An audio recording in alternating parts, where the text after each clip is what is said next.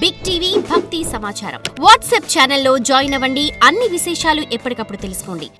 దానికి తగినట్టుగా ప్రతిరోజు చక్కగా కాలాన్ని సద్వినియోగం చేసుకొని ఎంతసేపు చదువుకోవాలో ఎంతసేపు ఆడుకోవాలో దానికి తగినట్టుగా కాలాన్ని విభాగం చేసుకొని మీరు సద్వినియోగం చేసుకున్నప్పుడు జీవితంలో వృద్ధిలోకి వస్తారు.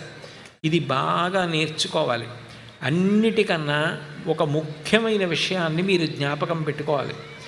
జీవితంలో నిస్వార్థంగా, అంటే అసలు ఏ ప్రతిఫలాన్ని కోరకుండా, నాకు మీ వలన ఇది కావాలి అని ఏ ప్రతిఫలం కోరకుండా మీకు సలహా చెప్పగలిగిన వాళ్ళు ముగ్గురు ఉంటారు.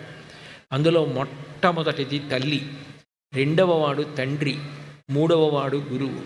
ఈ ముగ్గురిని ఎప్పుడూ తిరస్కరించకూడదు, కాదు అనకూడదు. ఎందుకనంటే మీరు ఒక్కటి ఆలోచించండి, శంకరాచార్యులు వారు మాతృకా పంచకం అని చేశారు. ఆయన అన్నీ శివుడి మీద విష్ణువు మీద భగవతి మీద స్తోత్రాలు చేసి అంత గొప్ప శంకరాచార్యులు వారు కన్న తల్లి మీద 5 శ్లోకాలు చేశారు.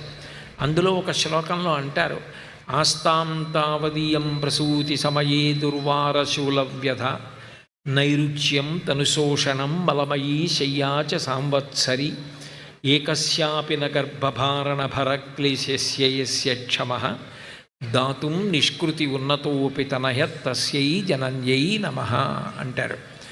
నిజానికి అమ్మ పిల్లల్ని కడుపులో ఉంచుకున్నప్పుడు, గర్భం ధరించినప్పుడు శరీరం వికారాన్ని పొందుతుంది. ఒంగోడానికి ఉండదు, సరిగ్గా పడుకోలేదు, దొల్లలేదు, ఏది పడితే అది తినలేదు. బిడ్డ పుట్టేటప్పుడు తాను బ్రతుకుతుందో తెలియదు, బ్రతకదో తెలియదు. ఎందరో బిడ్డకి జన్మనిచ్చి చనిపోయిన తల్లులు ఉన్నారు. బాలమురళీకృష్ణ గారి తల్లి, బాలమురళీకృష్ణ గారు పుట్టిన కొద్ది రోజులకే మరణించారు. నన్ను కనడానికే మా అమ్మ పుట్టింది అంటుండేవారు బాలమురళీకృష్ణ గారు. తల్లి బిడ్డ పుట్టినప్పుడు మరణిస్తుంది. ఎంతో రక్తం పోతుంది. ఒక శూలం మీద కూర్చోపెడితే దిగిపోతున్నప్పుడు ఎంత పోటు వస్తుందో అంత నిప్పి కలుగుతుంది. ఇంత కష్టపడి బిడ్డని కని నువ్వు నాకు థ్యాంక్స్ చెప్పని అడగదు. పాలిచ్చి పెంచి పెద్ద చేసి సంవత్సరం పాటు ఆ బిడ్డ చలికాలం లేదు, వేసవికాలం లేదు, మలమూత్ర విసర్జన చేసేస్తే బట్ట మార్చి స్నానం చేయించి ఒళ్ళు తుడిచి అంత వృద్ధిలోకి తీసుకొచ్చి ఆ పిల్లల్ని కళ్ళల్లో పెట్టుకుని కాపాడి, పిల్లవాడికి ఏదైనా అనారోగ్యం వస్తే అది తగ్గాలని తాను ఉపవాసాలు చేసి, దేవాలయాలలో ప్రదక్షిణాలు చేసి, పూజలు చేసి ఆ పిల్లవాడు బాగుండాలని కోరుకుంటుంది. చిట్ట చివరికి చనిపోయే ముందు కూడా ఆ బిడ్డ బాగుండాలని కోరుకుంటుంది తప్ప బిడ్డ నాకు ఇది ఇవ్వాలని కోరుకోని వ్యక్తి ఈ లోకంలో ఎవరైనా ఉంటే అమ్మ ఒక్కతే. అమ్మ నా ప్రాణం కూడా, నా హృదయం కూడా పోసుకొని నువ్వే బ్రతుకు అంటుంది బిడ్డని. ఒక్కటి జ్ఞాపకం పెట్టుకోండి, మీ జీవితంలో మీరు మీ అమ్మగారికి చెప్పకూడని పని చెయ్యకూడదు, నాన్నగారికి చెప్పకూడని పని చెయ్యకూడదు, గురువుగారికి చెప్పకూడని పని చేయకూడదు.